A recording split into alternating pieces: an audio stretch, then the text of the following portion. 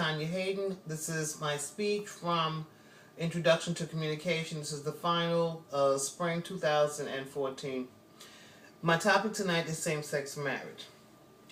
Is same-sex marriage a threat to society? There are mixed views to substantiate theories of their deviant behavior.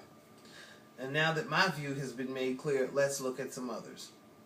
Several states have adopted same-sex marriage as a norm. They have granted entitlement of that lifestyle as a civil right, granting them the same privileges legally as they do to that of heterosexual couples. The introduction of television's Modern Family has opened the door to this new norm. Socially, though, they still get the looks. When they introduce the male as the wife and the female as a husband, but at least they're legal. The movies have also shown us same-sex couples cohabitating for reasons of economic failure.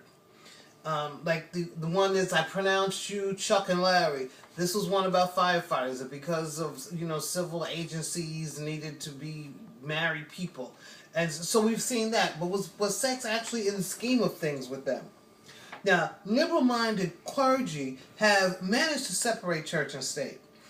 Their respect of the philosophy is just that love overshadows, love is unconditional, and love actually covers a multitude of sin, like it says in 1 Peter 4:8.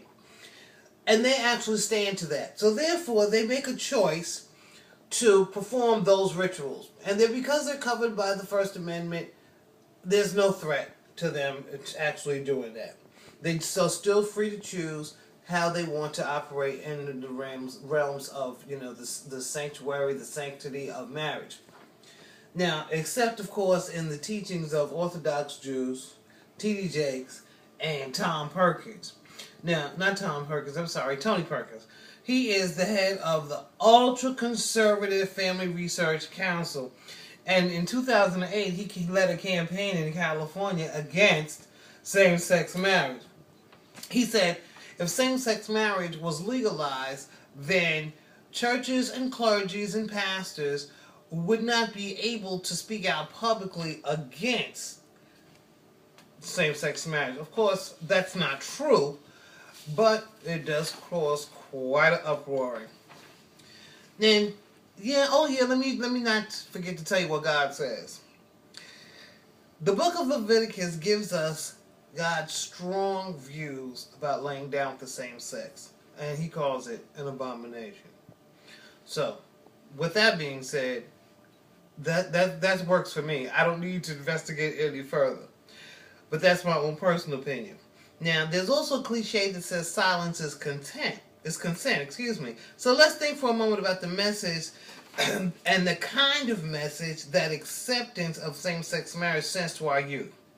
So although going against the grain is often quite satisfying in an innovative kind of way, and we encourage thinking outside the box, is this one of those subjects?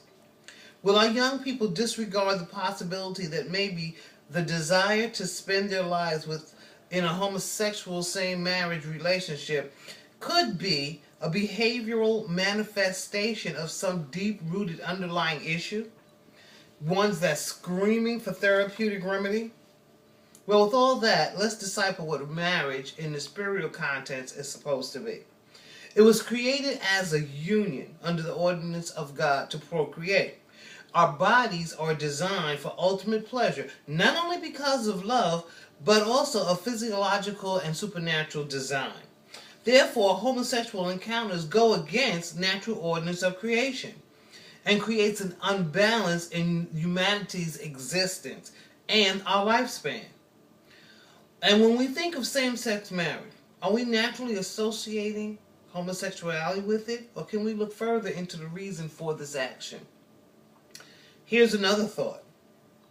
Could non-homosexual marriage be a loophole to fraud the government and other service agencies for economic benefits?